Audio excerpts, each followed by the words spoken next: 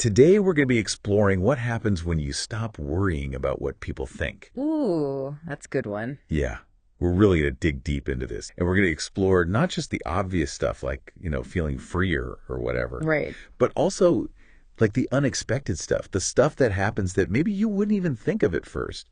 It's really about unlocking a whole new way of being. It's amazing how much this fear of judgment just holds us back. Totally. Keeps us from really going after what we want. Welcome to The Deep Dive, an intense exploration of how you show up in life, business, and relationships, and how they're all connected in the infinite thread that is you. So let's get into the dive. Here's your hosts, Marcus and Nara. Welcome, my deep divers. I am Nara Daniels. And I'm Marcus Harrison. Thanks for joining us here on The Deep Dive. It's amazing how much this fear of judgment just holds us back. Totally. Keeps us from really going after what we want. Yeah. Keeps us from being our true selves. It really does. Yeah. It starts so small, Mm-hmm. Like not speaking up at work because you're worried about sounding dumb or, not wearing that awesome outfit you have because you're worried what people will think. It keeps us playing it way too safe. Exactly. But imagine if you just let go of all that worry. Oh, yeah. All that mental energy you're spending on second guessing yourself. Cool. All of a sudden, you'd have all this energy back for yourself. It would be like walking out of a dark room into the sunshine. That's a great way to put it. Right?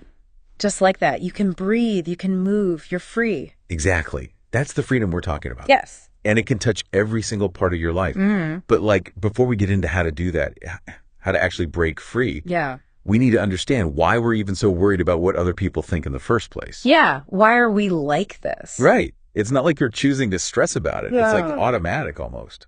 Well, we humans are social creatures. Okay. It's in our DNA. Think about it. Back in the caveman days, being part of the group was essential for survival. Oh, yeah. Right. You got kicked out of the tribe. You were basically doomed. You were toast. Yeah, exactly.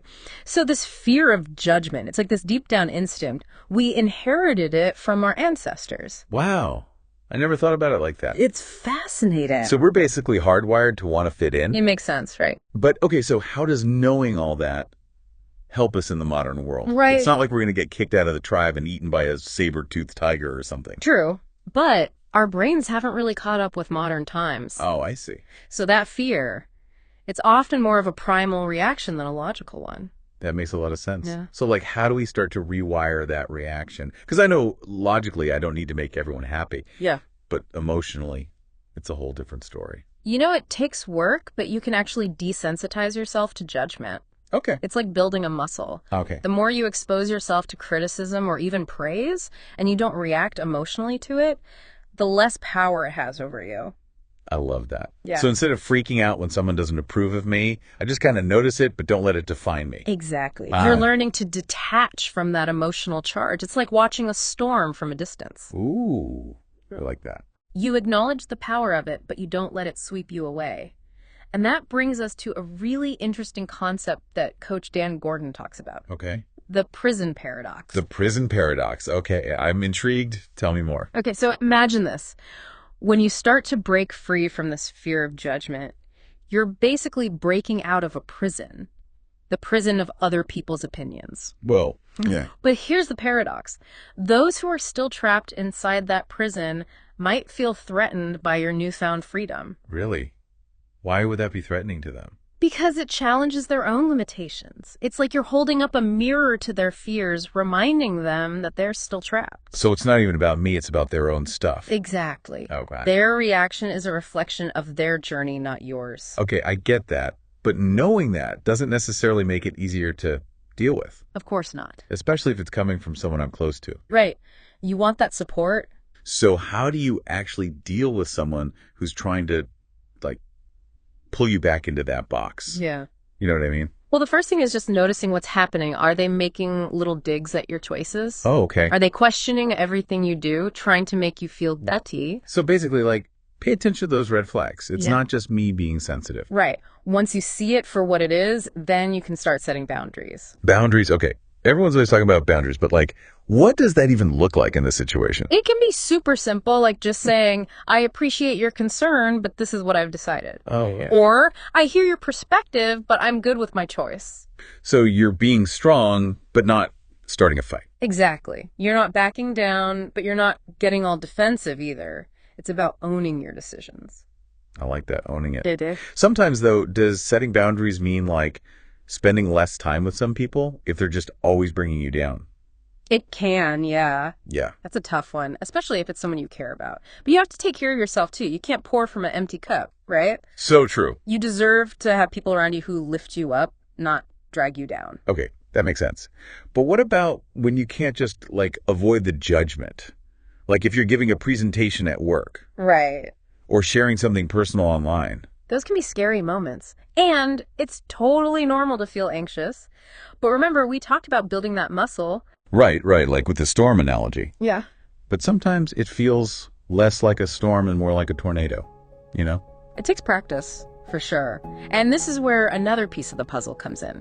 Shifting your focus.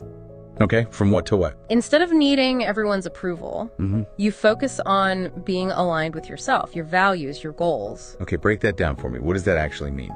Well, ask yourself, why are you doing what you're doing? What's driving you? All right. When you're acting from a place of deep inner knowing, Yeah.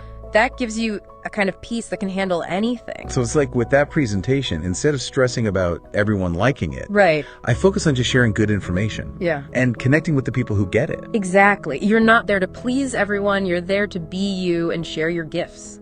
Wow. And that, just doing that, that takes courage, doesn't it? It really does. It's like saying, this is me, take it or leave it. I love that. Yeah. And that brings the right people closer, doesn't it? It does. It's like a magnet for genuine connection. Awesome. But we also got to remember, even when we're doing our best, not everyone's going to be on board. Of course not. You can't please everyone. Yeah. And trying to is just going to make you tired and unhappy. Totally. So what then? Well, this is where self-compassion is so important. Oh, self-compassion. That's a big one. It's way easier to be nice to other people than to be nice to myself. I hear you. But think about it this way. Would you talk to a friend the way you sometimes talk to yourself? Oh, no way. Right. So try treating yourself with the same kindness you'd offer someone you care about. So instead of beating myself up for not being perfect, Yeah. I tell myself, hey, you're doing all right. You're learning. It's a process. Exactly. It's about recognizing that you're human, Yeah. Mistakes happen. We're all figuring things out as we go. Be gentle with yourself. It's not about lowering your standards. No. It's about raising your self-love. Nicely put. And that self-love, that's what protects you from the negativity. This is so good.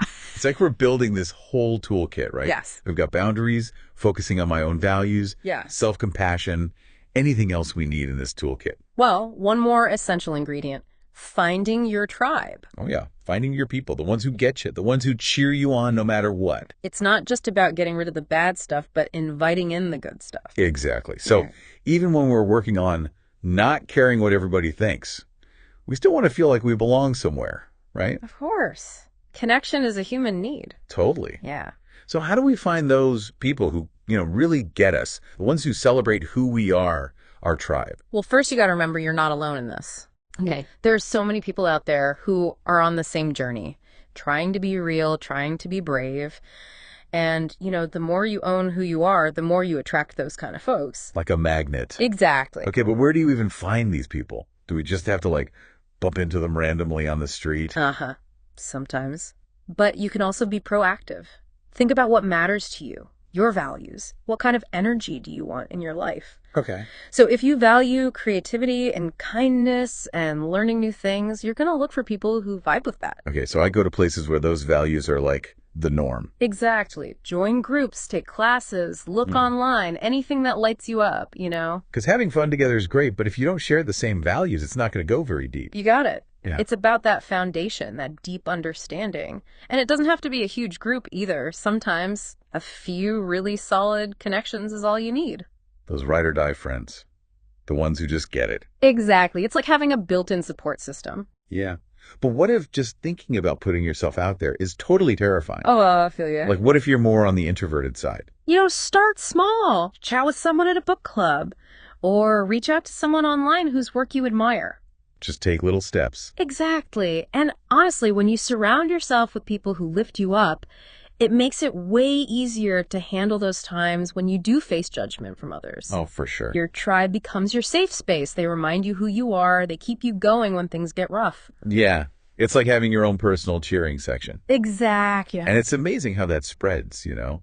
The more you embrace yourself, the more you inspire others to do the same. It's contagious. Like, we're all creating this more accepting, more loving world together. One connection at a time. Yeah. I love that.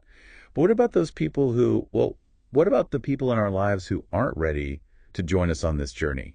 You know, what if they're still judging, still criticizing? Well, we can't make anyone change. We can offer them kindness, but it's their choice, you know? So it's not my job to save them from their own fears. Nope. Sometimes the best thing you can do is just be an example. Show them what's possible. Exactly. They might see your joy, your freedom, and think, hey, maybe I can do that too. Planting seeds. Exactly. And even if they don't quite get there, we can still choose to love them and respect them. Because everyone's on their own path. Right. And the more we understand that about each other, the better everything gets. This has been such an amazing deep dive. It really has. We went deep into that fear of judgment, all the tools for breaking free and finding our tribe. So much good stuff. It's been a joy to explore this with you. Remember, you have the power to create a life where you can be you, fully and freely. You don't have to go it alone. There's a whole community of people out there just waiting to connect. So go out there, be yourself, and shine. Thanks for listening, Deep Divers. I'm Nara Daniels. I'm Marcus Harrison. See you next time. We hope you enjoyed the deep dive. Subscribe to the podcast for more deep dives as Nara and Marcus traverse the infinite exploration into the mind and soul of you. We'll see you next time on The Dive.